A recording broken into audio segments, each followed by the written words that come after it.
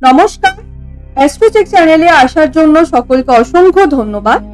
আজকে আমরা আলোচনা করব 2025-এর এপ্রিল থেকে ডিসেম্বর, এই যে 9 থেকে 10টি মাস, তা মিথুন রাশির জীবনে কোন 6টি মহাপরিবর্তন আনতে চলেছে বা কোন 6টি মহা ভবিষ্যৎবাণী যা আপনাদের জীবনে নিশ্চিত রূপে পরিলক্ষিত হবে।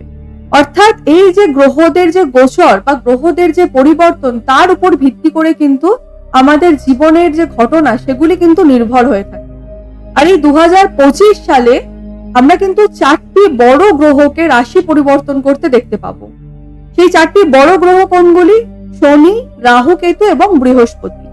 এই 4টি গ্রহকে কিন্তু একটা লম্বা স্প্যানের আলোচনায় সব থেকে বেশি গুরুত্বপূর্ণ গ্রহ হিসেবে ধরা হয়ে থাকে এবং 2025-এর মার্চ থেকে মে মাস পর্যন্ত এই 4টি গ্রহকে কিন্তু আমরা রাশি পরিবর্তন করতে দেখতে পাবো এবং যার উপর নির্ভর করে কিন্তু 2025 সালের এই পুরো বছরটা মিথুন রাশির জাতক জাতিকাদের জন্য কেমন যাবে এবং কোন কোন জায়গায় বড় পরিবর্তন বা মহা পরিবর্তন আপনাদের পরিলক্ষিত হবে, সেই সম্পর্কে আজকের আমাদের এই আলোচনার পূর্বে সকল দর্শকদের উদ্দেশ্যে জানাবো, আজকের এই আলোচনা কিন্তু চন্দ্র রাশির উপর আধারিত এবং এটি একটি সার্বিকভাবে আলোচনা। তো চলুন সর্বপ্রথম মিথুন রাশির মানুষদের জীবনে যে পরিবর্তনটা আসতে চলেছে বা যে মহা ভবিষ্যৎবাণী আপনাদের জন্য থাকছে, অর্থাৎ 29শে মার্চ 2025, এই 30 বছর পর কর্মদেবতা শনি আপনাদের কর্মস্থানে প্রবেশ করতে চলেছে, যা কিন্তু ডিরেক্টলি ইন্ডিকেট করে থাকে আপনাদের কর্মপ্রাপ্তি। অর্থাৎ যারা বেকার যুবক যুবতীরা রয়েছেন বহুদিন ধরে, তাদের কিন্তু এবার কর্মপ্রাপ্তি হবে। এপ্রিল মাস থেকে এটা কিন্তু আপনারা নোট করে রেখে দিতে পারেন, এপ্রিল মাস থেকে 2025-এ মিথুন রাশির বহু জাতক জাতিকারা কিন্তু চাকরি প্রাপ্তি করতে সক্ষম হবেন। কারণ 10th হাউস মানেই কিন্তু আমাদের হাঁটু, আর সুতরাং নিঃসন্দেহে বলা যেতে পারে এপ্রিল থেকে আপনি কিন্তু কিছু না কিছু কর্ম কিন্তু করবেন। যে মানুষ বিছানা থেকে ওঠে না বা যে মানুষ দীর্ঘদিন ধরে ঘরে বসে রয়েছে, সেই মানুষও কিন্তু এই এপ্রিল থেকে তার জীবনে একটা মহা পরিবর্তন পরিলক্ষিত করা যাবে। যে মুহূর্তে শনি দেবতা আপনাদের 10ম ঘরে প্রবেশ করবে, সেই সময়কাল থেকে কিন্তু কর্মের প্রতি একটা ছোটাছুটি বা কর্ম নিয়ে একটা মন মানসিকতা, তা কিন্তু আপনাদের মধ্যে পরিলক্ষিত হতে দেখা যাবে। আর এই পরিবর্তনটা কিন্তু নিঃসন্দেহে আপনাদের জীবনে ঘটবে। যারা অলরেডি কর্মে লিপ্ত রয়েছেন তাদের ক্ষেত্রে বলবো, কর্মের জায়গায় দায়িত্ব বাড়বে, কর্মে প্রমোশন বৃদ্ধি হবে এবং আপনাদের একটা ম্যাচুরিটি লেভেল কিন্তু ইনক্রিজ হতে পরিলক্ষিত হবে, যা কিন্তু এই এপ্রিল থেকে সেপ্টেম্বর পর্যন্ত অত্যাধিক বেশি মাত্রায় পরিলক্ষিত হবে এবং তারপরেও থাকবে, এই পুরো বছরটি জুড়ে কিন্তু থাকবে। দ্বিতীয় যে ভবিষ্যৎবাণী আপনাদের জন্য থাকবে তা হচ্ছে জুন মাসের আগে আগে আপনার নিজের কারণে কিন্তু পারিবারিক জায়গায় একটা অশান্তি, স্বামী স্ত্রীর মধ্যে বা লাভ লাইফে একটা অশান্তি, তা কিন্তু পরিলক্ষিত হবে। কেন বলছি আপনাদের নিজেদের কারণে? তার কারণটা দেখুন, আপনাদের না তো শনির 7.5 আছে এবছর, না তো শনির ঢাইয়া। তবে মিথুন রাশির মানুষদের মধ্যে না একটা দৈত্য স্বভাব কিন্তু সবসময় লক্ষ্য করা যায় এবং সেই কারণেই কিন্তু আপনার জীবনে বিভিন্ন দিক থেকে একটা অশান্তি পরিলক্ষিত হতে পারে। তাই বলবো, যদি আপনারা এই ভিডিওটা আগের থেকে দেখে নেন, তবে সেক্ষেত্রে কিন্তু অ্যাটলিস্ট জুন মাস পর্যন্ত আপনাদের নিজেদের মন মানসিকতাটাকে নিয়ন্ত্রণে রাখাটা অত্যন্ত জরুরি। এই পরিবর্তনটা কিন্তু আপনাদের জীবনে আসবেই আসবে। আপনি যে কোনো ডিসিশনের ক্ষেত্রে কিন্তু আপনি একটা দু নৌকায় পা দিয়ে চলবেন, তো সেই জায়গায় কিন্তু আপনার মন মানসিকতাটাকে একটু কন্ট্রোল করতে হবে। তৃতীয় যে ভবিষ্যৎবাণীটা আপনাদের সঙ্গে ঘটতে চলেছে তা হচ্ছে, রাহু আপনাদের 10ম ঘরে প্রায় 2023-এর শেষ ভাগ থেকে কিন্তু রয়েছে এবং মে 2025 পর্যন্ত কিন্তু এই 10ম ঘরেই থাকবে। সুতরাং এই যে বিগত যে 2 বছর মিথুন রাশিরা যারা কাটিয়েছেন, তাদের ক্ষেত্রে বলছি, মিথুন রাশির প্রত্যেকটা মানুষ কিন্তু 2023 থেকে 2025 এখনো অবধি বহু মানুষ রয়েছেন যারা কিন্তু কর্মক্ষেত্রে নিজেদের জায়গা পরিবর্তন করেছেন। অর্থাৎ অনেকে বাড়ির থেকে দূরবর্তী স্থানে গিয়ে কর্মপ্রাপ্তি করেছেন, অনেকে আবার দূরবর্তী স্থানে যারা রয়েছেন তারা আবার বাড়ির আশেপাশে চাকরি প্রাপ্তি করেছেন। আবার অনেক ক্ষেত্রে দেখা গেছে যারা কর্মহীন, তারাও কিন্তু কর্মপ্রাপ্তি করতে সক্ষম হয়েছেন নিজেদের যোগ্যতা অনুযায়ী। অর্থাৎ কর্মক্ষেত্রে পরিবর্তনটা কিন্তু করিয়েছে। আবার বহু মানুষকে এটাও লক্ষ্য করা গেছে যাদের কর্মহীন হতেও কিন্তু লক্ষ্য করা যায়, কারণ রাহু 10th হাউস, তার মানেই কিন্তু কর্মের পরিবর্তন। এই যে আমি একটু আগেই বললাম শনি 10th হাউসে আসবে মানে আপনাদের কর্ম নিয়ে ছোটাছুটি করাবে, সেমনি রাহু যখন 10th হাউসে আসে না, প্রত্যেকটা গ্রহ কিন্তু এক একটা ঘরে আমাদের এক এক রকম প্রমিস দিয়ে থাকে যে সে ওই ঘরে যাবে মানে ওটা করবেই করবে। সেরকম রাহু এতদিন আপনাদের দশম ঘরে ছিল, সুতরাং আপনাদের কিন্তু কর্মের জায়গায় পরিবর্তনটা বারংবার পরিলক্ষিত হয়েছে।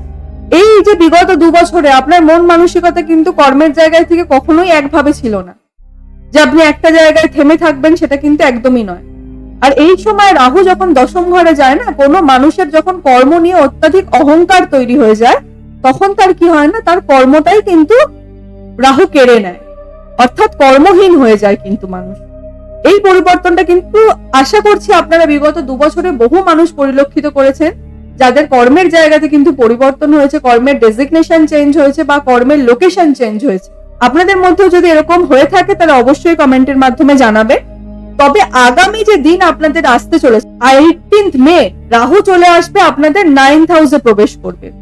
রাহু যখনই আপনাদের 9th হাউসে প্রবেশ করবে না, সেই সময়কাল থেকে আপনাদের পিতামাতার বা পিতার সঙ্গে স্পেশালি একটা মতের পার্থক্য কিন্তু তৈরি হবে। এবং 18th মের পরবর্তী সময়কালে আপনাদের যে কোনো কাজে কিন্তু যথেষ্ট সচেতন হয়ে করা উচিত। হঠকারিতার সঙ্গে কোনো ডিসিশন কিন্তু 18th মের পরবর্তী সময়কালে নেবেন না, তা কিন্তু আপনার লস করাতে পারে। তার কারণ দেখুন, রাহু কিন্তু 18 বছর বাদ আসবে আপনাদের 9th হাউসে, সুতরাং আচমকা ক্ষতি হওয়ার কিন্তু প্রবল সম্ভাবনা থাকছে। তাই এই সময় যে কোনো বড় ডিসিশন নেওয়ার আগে আপনারা কিন্তু একবারের বেশি দুবার ভাবুন সেই বিষয়টাকে নিয়ে, এবং তার পুঙ্খানুপুঙ্খ বিচার করে তবেই কিন্তু আগে এগোবেন। সে আপনার পার্সোনাল লাইফ হোক, অর্থাৎ আপনার বিবাহ নিয়ে হোক, আপনার জব চেঞ্জ করা নিয়ে হোক, আপনি নতুন একটা ব্যবসা খুলতে চাইছেন সেই ব্যবসা নিয়ে হোক, যে কোনো জিনিস নিয়ে যেটা আপনার জীবনে মনে হয় অত্যন্ত বড় একটা সিদ্ধান্ত, সেই সিদ্ধান্তটা কিন্তু একটু সময় নিয়ে বুঝে শুনে সমস্ত বিষয় অ্যানালাইসিস করে তারপরেই নেবে। কারণ আমি বারবার বলছি 18th মে পরবর্তীতে রাহু চলে আসবে আপনাদের 9th হাউস, আর 9th হাউস মানেই কিন্তু আপনার হঠকারিতা কিন্তু আচমকা আপনার ক্ষতি করাবে। সুতরাং সেদিক থেকে কিন্তু আপনাদের যথেষ্ট পরিমাণে সচেতন থাকতে হবে। চতুর্থ যে ভবিষ্যৎবাণী যেটা আপনাদের সঙ্গে নিশ্চিত রূপে ঘটবে এই 2025 সালে, তা হচ্ছে 15th মে 2025 বৃহস্পতি আপনাদের দ্বাদশ ঘরে গোচর করে যাবে। দ্বাদশে থেকে তার সপ্তম দৃষ্টি দিয়ে সে দেখবে তার নিজের রাশি অর্থাৎ ধনু রাশিকে। ধনু রাশির অধিপতি দেবতা তো বৃহস্পতি, তাহলে ওটা বৃহস্পতির নিজের ঘর হয়ে গেল। সুতরাং নিঃসন্দেহে বলা যায় মে মাসের পরবর্তী সময়কালে মিথুন রাশির জাতক জাতিকাদের যারা প্রাপ্তবয়স্ক হয়ে গেছেন, পিতামাতারা বিভিন্ন ভাবে চিন্তায় ভুগছে, আপনাদের বিবাহ হচ্ছে না বা সম্বন্ধ এসে এসেও কেটে যাচ্ছে, এরকম পরিস্থিতিতে যারা বিগত 1-1.5 বছর ধরে ভুগছিলেন, তাদের কিন্তু এবারে সম্বন্ধ নতুন করে আসবে, বিবাহের জায়গা তৈরি হবে।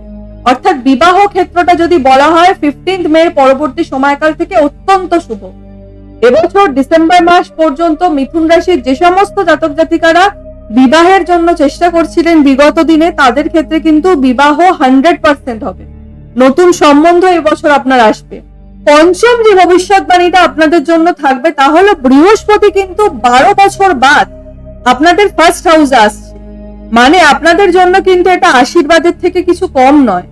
তার কারণ দেখুন, বৃহস্পতিকে কিন্তু শুভ গ্রহ বলা হয়ে থাকে, আর এই বৃহস্পতি যখনই আপনাদের ফার্স্ট হাউসে আসবে না, ফার্স্ট হাউস মানে আপনার রাশি, অর্থাৎ আপনার রাশির উপরই আসবে কিন্তু বৃহস্পতি। সুতরাং সেক্ষেত্রে নিঃসন্দেহে আপনাদের এই সময়কালে নাম যশ, সামাজিক স্তরের বা বিভিন্ন সামাজিক কার্যকলাপে আপনাদের যুক্ত হতে দেখা যাবে।